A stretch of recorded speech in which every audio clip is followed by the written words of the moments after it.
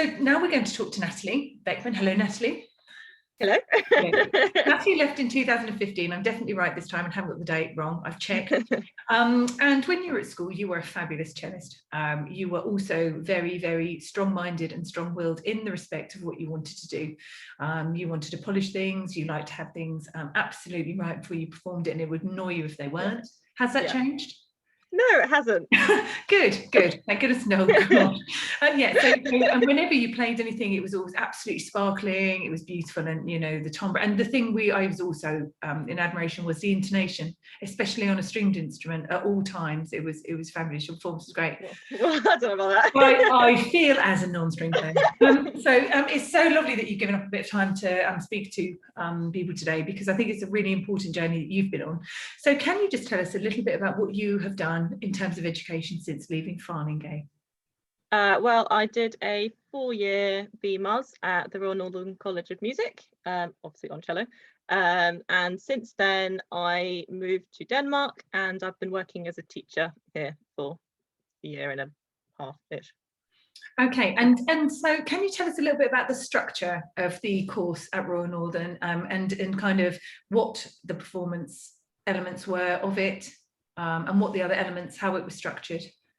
Yeah, obviously it was mainly geared towards performance. I mean, we did learn a lot of history of music, and that kind of thing I found very interesting. Yeah,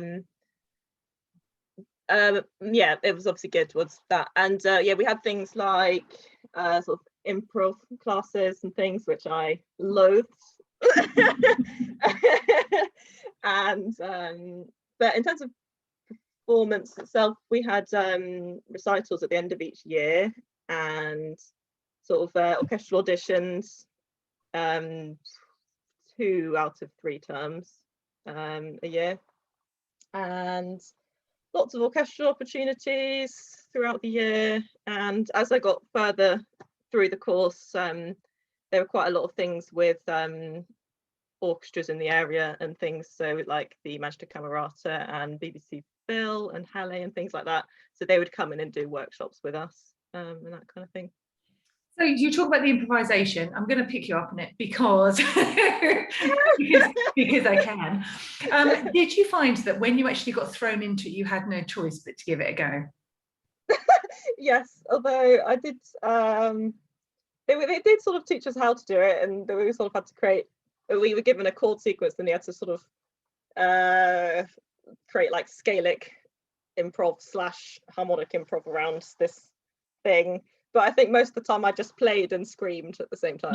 Yeah, I feel sure that's true. I feel sure that's true. So, what was the most exciting part of college? What was the most exciting part of college life, or what bits do you kind of remember with real, sort of? I mean, my one-to-one lessons were brilliant. My teacher particularly was very, he's definitely thought outside the box in cello playing. So we did a lot of like mindfulness and sort of almost yoga breathing and things like that, and like Alexander technique and all that kind of thing. So that was all brought in. So his main idea was that it should all feel as natural as possible, and if you're not breathing and things, you're not going to create good phrasing. So everything was about breathing and how your body connects to the cello and things like that. So do you find you've carried that on into your own teaching? Absolutely, yeah. It's funny, isn't it? And I think sometimes when we go to university, we have a different kind of teacher that kind of strips you back a little bit and then moves you forward in a way that hadn't happened previously.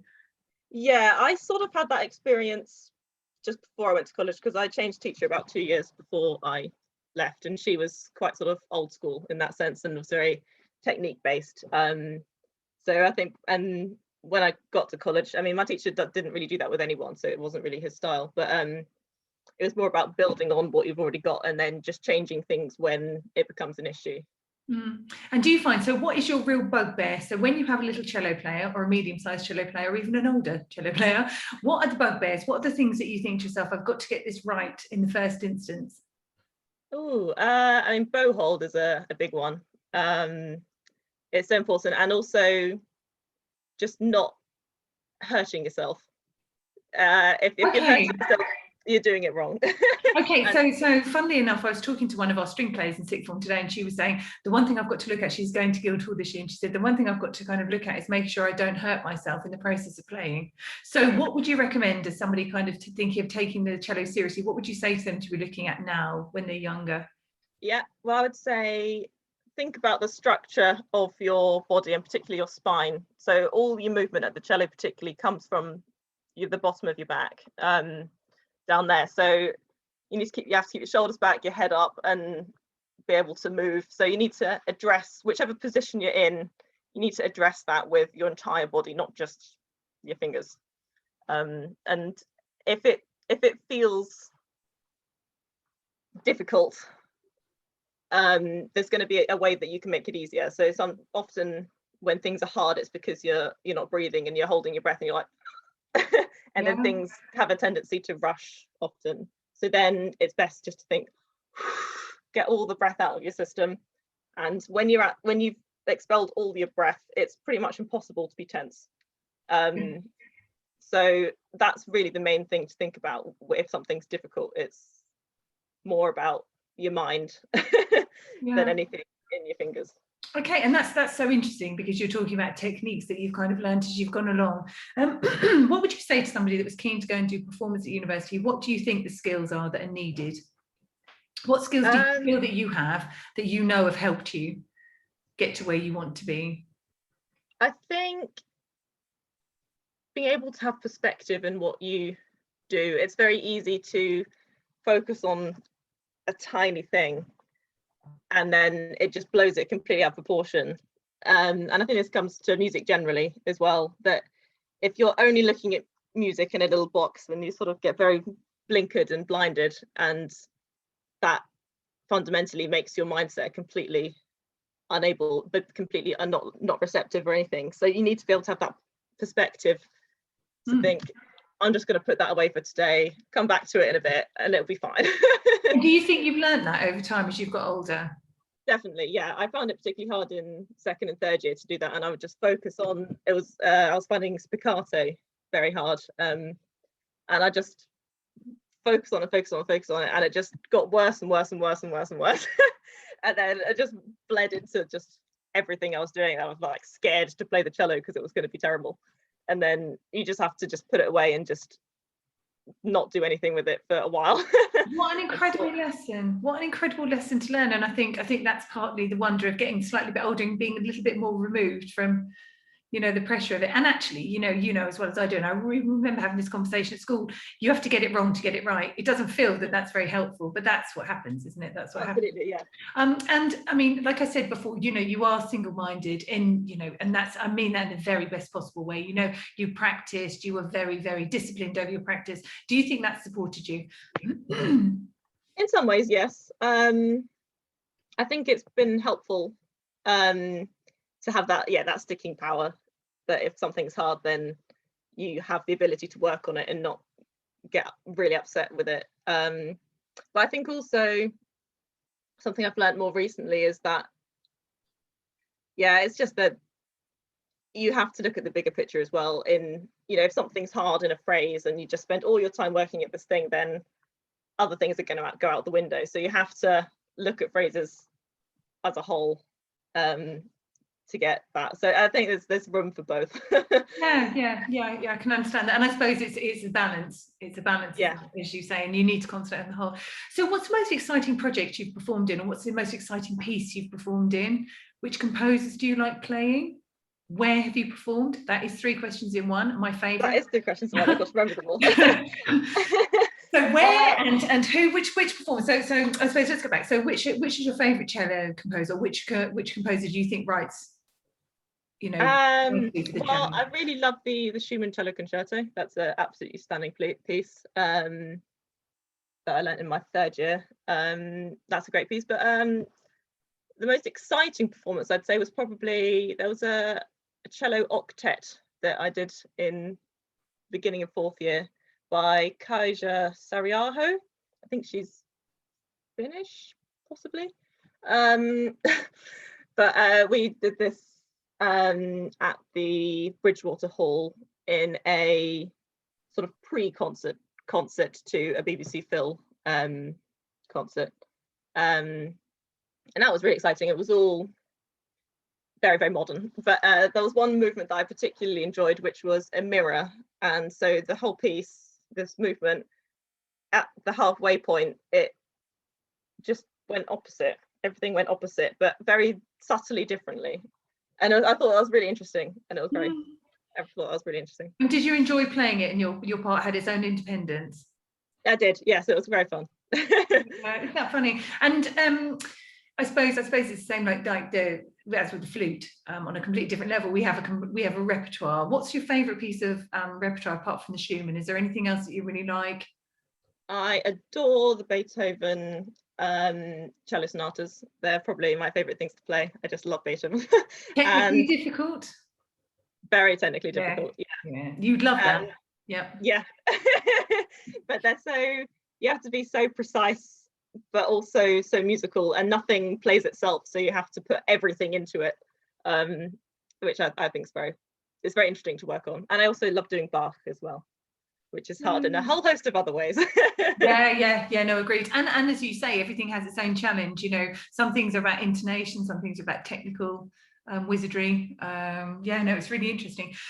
So how's the teaching? Do you enjoy the teaching? I'm sure you do enjoy the teaching. That's probably not the right question. What do you find rewarding from the teaching? I find it really rewarding when you say something and then just the way they play just totally changes. So I've got one pupil who's particularly good, who I really enjoy talking to about all the things that my teacher talked to me about. And the other day we were talking about doing things slowly on up bows, and not up bows, on changes of bow and like shifts and things. And just in the few weeks since I've said it, she's just become so much more so much less jerky, and everything just moving so much more naturally. And I think that's really exciting to see. It's really, you're right, it's really, really exciting to see. And what's so lovely is the fact that you've said you've taken kind of the mantle of your teachers that taught you and have taken on the bits you want, which is what we all do. You have to find your own way, don't you? You have to. Absolutely. And is there anything that you would say to anybody thinking of going into individual tutoring, such as you have? Is there anything you would say, or just something that I learned along the way?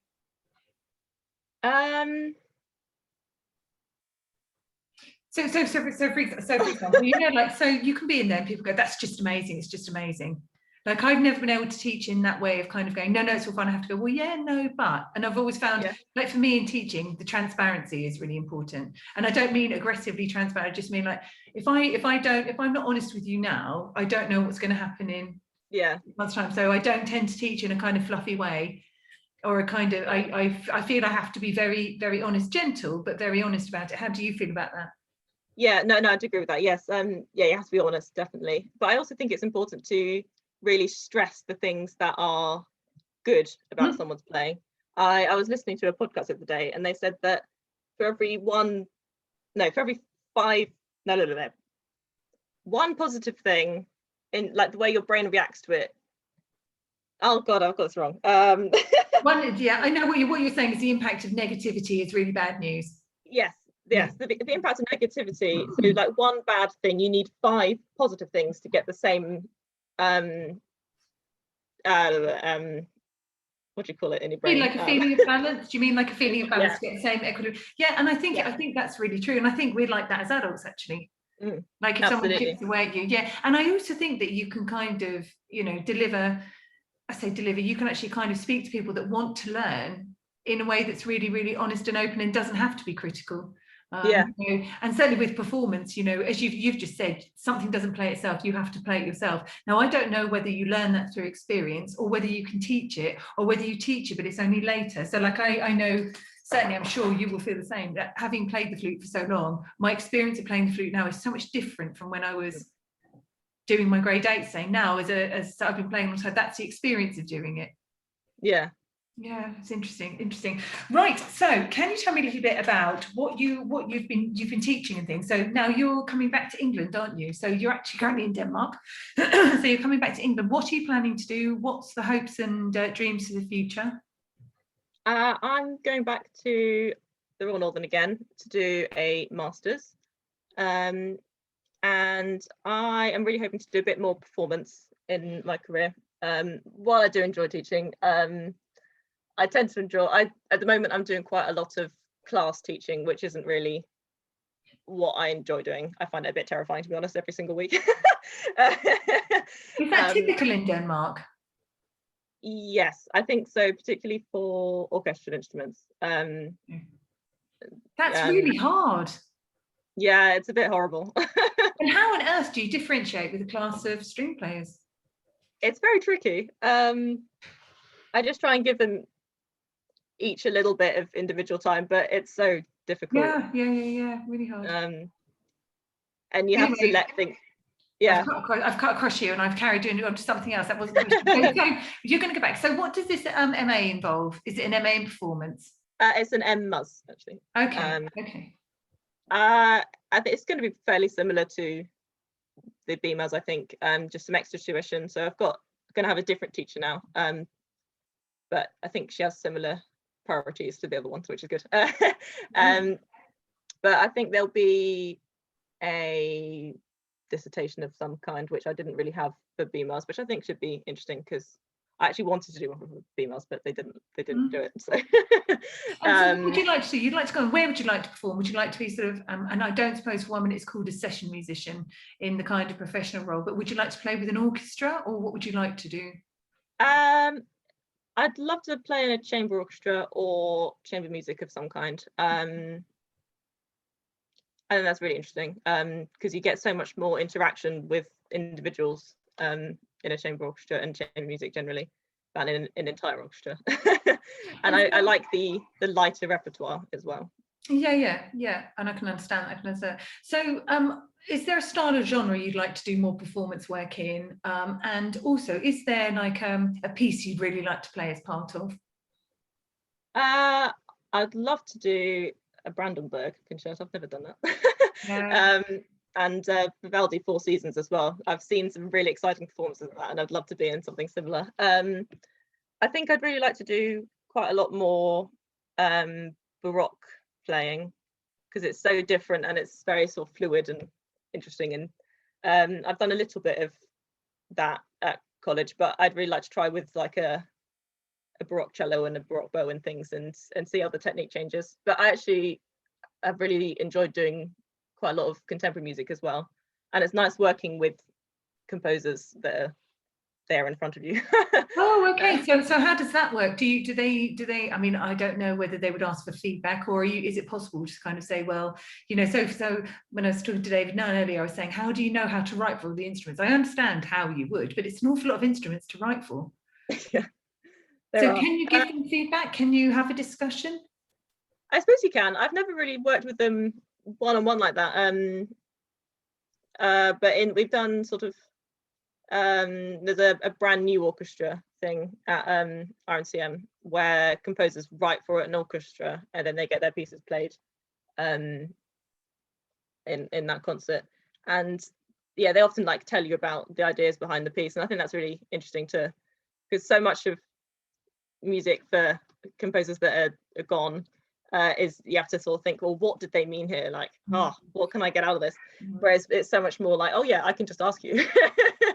And then how refreshing. Well, that's really refreshing because it's like with English, you know, you tend to tear of mice and men apart in analysis when John Steinbeck's not there. I mean, I know it's really important to do, and I think it's the same. I know when we used to do Baroque flute pieces, they used to go, now what you need to do is staccato here. That's the articulation. You think, how do you know? Like, you know, how do we know? I mean, I believe them. I absolutely did as I was told. I wasn't going to work with my flute teacher, but yeah, and I think that's really fascinating, and it gives you a real insight into what's being created, I suppose. Yeah, absolutely. I love that kind of thing. yeah, how interesting. So who's one of the composers? So give us an example of a composer you've worked with. Well, Kaija Sahario, that in that thing, she was supposed to come, but she didn't. But she gave another person at college lots of notes, and he helped us through that with her ideas. And the ones from college, I truly can't remember. The name of, yeah. No, it's interesting. It's really interesting. Yeah. So going back to, taking you back to the ARC, which is Farlingaye, taking you back to your past, one of the things I'm really keen to kind of find out about is what benefit you think, or no, what impact do you think the extracurricular had on your school life? You know, with the various choirs and things like this, what impact do you think it had, and what benefit do you think it gave you kind of in the long run, in terms of skills or in terms of experience? Well, I'm definitely not afraid of singing in front of people, which is definitely a plus. Mrs. Phillips will love that. I'm sure she will. So, yeah, I think it was really good working with lots of different people, and you also work in so many different musical styles as well. And I think it's very important to see how they all interact, and you get something different out of each individual thing. What about the social aspect of it? Yeah, that's great too. Yeah. Made lots of friends in the music department there, obviously. Yes, yeah, you're a big youth group, yeah. And I think it's really interesting. A lot of people have said things like it just meant I could get on and do what I wanted to do, and we could do the music tour and sort of going abroad and things like this. It's kind of a bit diverse. It's great because we kind of, I think when you start anything, you kind of run a program and you're not quite sure what the impact's going to be. I really enjoy it, we really enjoy it, but it's lovely to hear that it's important to be done. So I suppose the final question really is, why music? Why have you stayed in music? And I know that's loaded because we had this conversation earlier. It's loaded. Why music? What's so important about music for you? Well, I think music is sort of everything all in one. So there's all the creative aspects that, you know, it's obviously a creative art, but I think there's so much science in there as well. So like what I was talking about with your breathing and your body, and how, you know, it's all muscles and things. And I think that there's always something new you can get out of it. There's always a new direction you can think of, so it doesn't get boring in that way. And it's, yeah, I mean, brain wise, it's great for your connections, for your halves of your brain. But yeah, I mean, recently I've been thinking a lot about how similar it is to like sport. And so, like, for example, if you're doing a workout, you don't work the same muscle all week, or even for the entire workout, you work all the different things around it. And I think that's the same in music. So if the tuning's going wrong, you don't just go, tuning. You think, well, maybe it's to do with I'm not moving swiftly enough up to there. Maybe it's my bow held. Maybe there's always something new you can get into it, and working at things and then stopping and then coming back to it and then stopping. And yeah, I just think it's just great. There's just everything. That's an incredible response. I'm absolutely amazed. I've got to say, Natalie, I have thoroughly enjoyed speaking to you. It's been like a breath of fresh air. It's taught me loads I wouldn't have even considered. I mean, I would just blame the tuning. But then when you say that, like if I know the flute's out of tune, I dip my head or I move my arms. It's absolutely right. I hadn't considered it. And, you know, I think it is important. And what is it? Is it, you know, it's a career that you've decided to stay in. Why do you think you'll go the long haul with music? I just think there's a huge social aspect of music. It's so interesting to work with different people, and you can just learn so much from everyone you meet in music, and everyone's so interesting, and they've all got their own interpretation of what of things that you're working on, and you can just have these conversations where you just suddenly go, I like that. Yeah. And I think there's just always something new. Yeah, Natalie, it's been fascinating. I have thoroughly enjoyed it, and you look so well and you look so happy. Thank you. I'd love to talk to you. Yeah, and you, but thank you very much indeed. Much appreciated. Keep well and keep in touch. Yes, you too.